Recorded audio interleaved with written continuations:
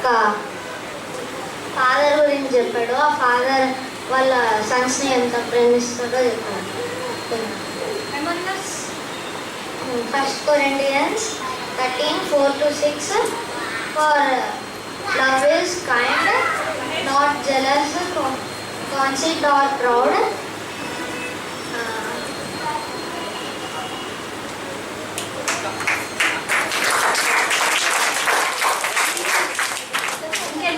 ఎవరైనా చెప్తారు మా సీనియర్స్ చాలా మంది ఇందాక రైజ్ చేశారు హ్యాండ్స్.